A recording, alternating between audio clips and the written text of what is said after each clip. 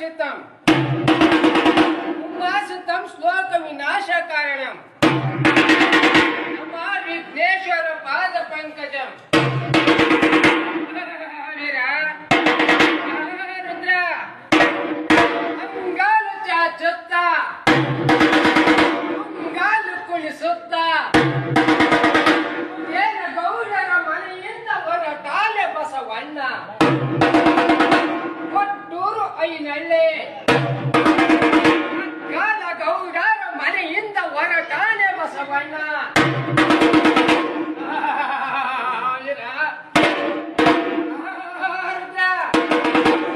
ಸರುವತ್ತಿನಾಗ ನನ್ನ ನೀರು ಕರಗುವ ವೇಳೆ ಇಟ್ಟಗೆ ನೀರು ಬಂದು ಹಿರಿಯಣ್ಣ ಮಣಿವಾರ ಮಾಚಯ್ಯ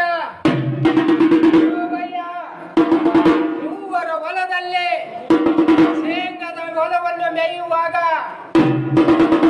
ಮಾಯದ ಗೂಳಿಯೋ ಆ ಗೂಳಿಯನ್ನು ಬೇಗನೆ ಬೆನ್ನಟ್ಟಿ ಓಡಿ ಹೋದ.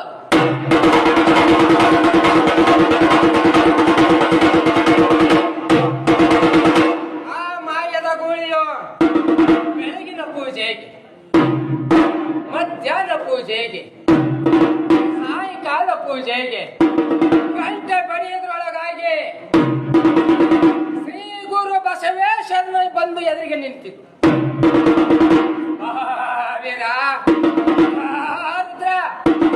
ಒಂದು ದಿವಸ ಬೇಡರ ಹೊಲಕ್ಕೆ ಹೋಗಿ ನುಗ್ಗಿತು. ಬೇಡರು ಆ ಗೋಳಿಯನ್ನು ಹಿಡಿದು ತುಂಡು ತುಂಡಾಗಿ ಕತ್ತರಿಸಿಬಿಟ್ಟರು.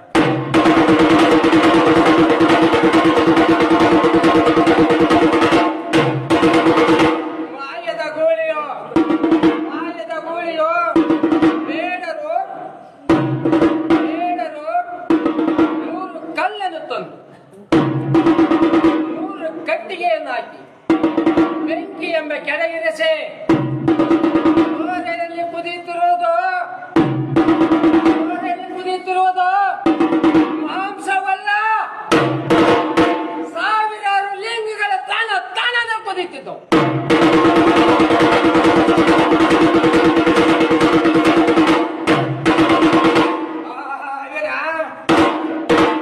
ರುದ್ರ ಅದನ್ನು ನೋಡಿದ ಬೇಡರು ಬೆನ್ನಟ್ಟಿ ಮನೆಗೆ ಓಡಿ ಹೋದರು.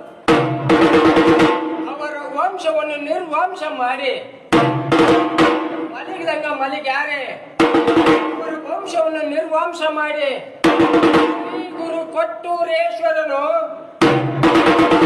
ಪೂರ್ವ ದಿಕ್ಕಿನಲ್ಲಿರುವ ಸಿರಗಲ್ಲೆಂಬ ಗ್ರಾಮಕ್ಕೆ ಹೋಗಿ ಆಡು ಬಾವಿಯ ದಂಡೆಯ ಮೇಲೆ ಧರಿಸಾನೆ ಬಸವಣ್ಣ. ಇದನ್ನು ಸುಳ್ಳು ಎಂದವರ ಪಾದ ರಕ್ಷೆಯಿಂದ ಒಡೆಯಂದರಯ್ಯ ನಮ್ಮ ಅಂಬಿಗರ ಚೌಡಯ್ಯ ಕಡೆ